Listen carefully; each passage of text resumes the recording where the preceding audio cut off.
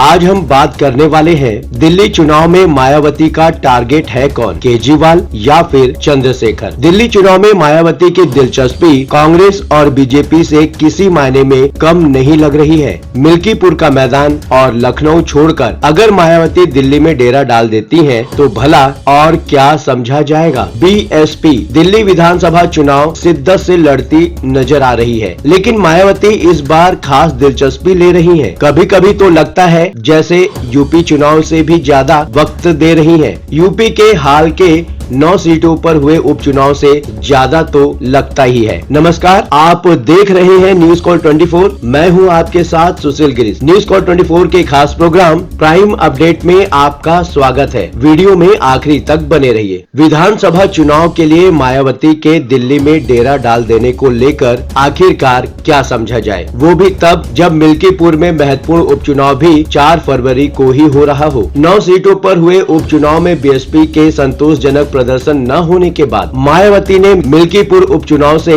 पहले ही दूरी बना ली थी। बीएसपी की गैर मौजूदगी में नगीना सांसद चंद्रशेखर आजाद ने मिल्कीपुर उपचुनाव में मोर्चा संभाल लिया और मायावती का पूरा फोकस दिल्ली विधानसभा चुनाव पर हो गया। आम चुनाव में अरविंद केजरीवाल ने उत्तर प्रदेश में अखिलेश यादव का सपोर्ट किया था। लखनऊ पहुंचकर साथ में प्रेस कॉन्फ्रेंस भी की थी और दिल्ली में अखिलेश यादव ने भी आम आदमी पार्टी का सपोर्ट किया। लगता है मायावती को ये दोस्ती बिल्कुल भी अच्छी नहीं लग रही है। यूपी में तो वैसे ही अखिलेश यादव और मायावती के रिश्तों में 36 का आंकड़ा बना हुआ है, लेकिन दिल्ली में मायावती के निशाने पर अरविंद केजरीवाल ही हैं या कोई और। आगे बढ़ने से पहले आपसे एक छोटी सी रिक्वेस्ट है, यदि आप चैनल पर नए हैं तो इस चैनल को सब्सक्राइब कर लीजिए ताकि आपको सभी नोटिफिकेशन समय पर मिलता रहे। एक सदाबहार दुश्मनी तो वो कांग्रेस और गांधी परिवार के साथ पूरे मन से निभाती हैं, लेकिन जिस तरीके से बीएसपी के टिकट बांटे गए हैं, मायावती के निशाने पर तो चंद्रशेखर आजाद भी नजर आने लगे हैं। ये पहले ही देखा जा चुका है कि यूपी के हालिया उपचुनाव में मायावती के हिस्सा लेने की वजह चंद्रशेखर आजाद ही थे, क्योंकि लोकसभा चुनाव के दौरान भतीजे आकाश आनंद से जिम्मेदारियां छीन लेने के बाद उपचुनाव से पहले बहाल करने की कोई और वजह तो थी नहीं, सिवा चंद्रशेखर आजाद के चुनाव जीतकर लोकसभा पहुंच जाने के। मायावती ने यूपी के उपचुनाव की जिम्मेदारी भी आकाश आनंद को ही दी थी और दिल्ली विधानसभा चुनाव का प्रभार भी उनके पास ही है। मायावती की चुनावी रणनीति में रणनीतिक बदलाव देखने को मिल रहा है। दिल्ली विधानसभा चुनाव के लिए बीएसपी के उम्मीदवारों की सूची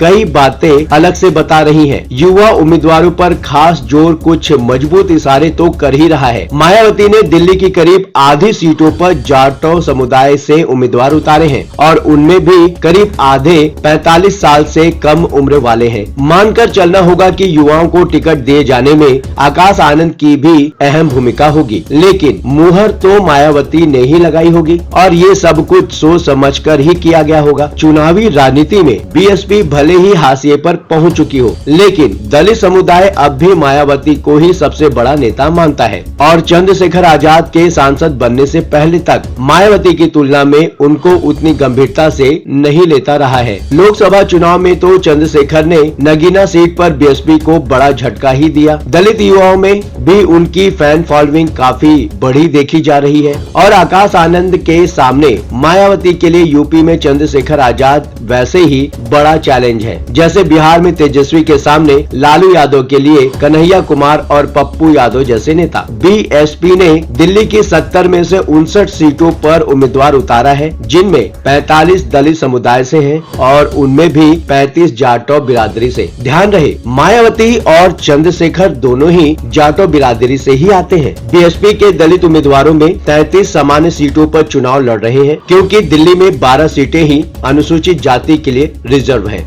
जाटों के साथ साथ बीएसपी ने वाल्मीकि और खटीक के अलावा जाट, गुर्जर, ब्राह्मण, ठाकुर, वैश्य, पंजाबी और ओबीसी समुदाय के नेताओं को भी उम्मीदवार बनाया है और मायावती ने 5 मुस्लिम उम्मीदवारों को भी टिकट दिया है। दिल्ली में बीएसपी का अब तक का सबसे उम्दा प्रदर्शन 2008 में देखने को मिला है, यानी मायावती के अपने बूते यूपी में सरकार बनाने के ठीक साल भर बाद। तब मायावती ने दलित और ब्राह्मण वोटों की सोशल इंजीनियरिंग की थी और वो भी बीएसपी का सर्वश्रेष्ठ प्रदर्शन था। 2008 के विधानसभा चुनाव में बीएसपी को दिल्ली में में 2 विधानसभा सीटें मिली थी। 14% वोट शेयर के साथ बाबरपुर विधानसभा सीट और गोकुलपुर की सुरक्षित सीट। लेकिन 5 साल बाद ही यानी कि 2013 में बीएसपी का वोट शेयर 14% से घटकर 5.35% पर पहुंच गया और बीएसपी का खाता भी नहीं खुल सका। ये वही साल था जब दिल्ली की राजनीति में अरविंद केजरीवाल की एंट्री हुई थी और कांग्रेस का करीब सफाया हो गया था। शीला दीक्षित की नई दिल्ली सीट पर अरविंद केजरीवाल के हाथों हार के साथ ही कांग्रेस 8 सीटों पर सिमट गई थी। उसके बाद तो कांग्रेस का भी बीएसपी की ही तरह खाता नहीं खुल पा रहा है। 2015 में बीएसपी का वोट शेयर 1.3% पहुंच गया था, जब पार्टी के 70 में से 59 उम्मीदवारों की जमानत जब्त हो गई थी। 2020 में तो बीएसपी के सभी 68 उम्मीदवार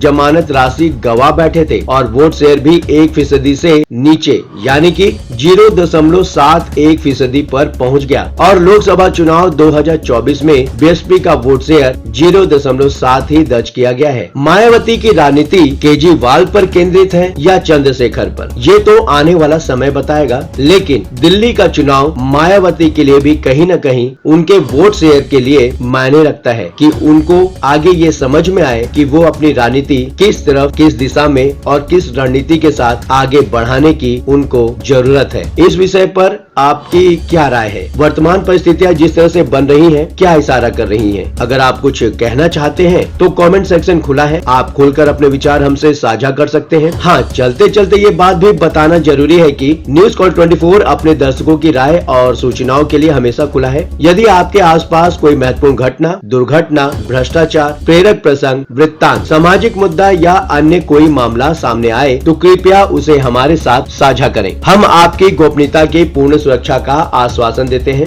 आपके योगदान से हम बेहतर और सारगर समाचार प्रदान करने में सक्षम होंगे। ये प्लेटफॉर्म है जनता का, आपका, आपकी आवाज को बुलंद करने का। अब आपकी बात नहीं रहेगी अनसुनी। आपके विचार, आपके सुझाव हमारे लिए मायने रखते हैं। अभी तक आपने हमारे इस चैनल को सब्सक्राइब नहीं किया है तो देर किस बात की, चैनल को सब्सक्राइब करें। वीडियो को लाइक करके कमेंट करना हमारे प्रयासों को प्रोत्साहन देता है। आज के लिए बस इतना ही। लगातार खबरों के लिए बने रहिए न्यूज कॉल 24 के साथ।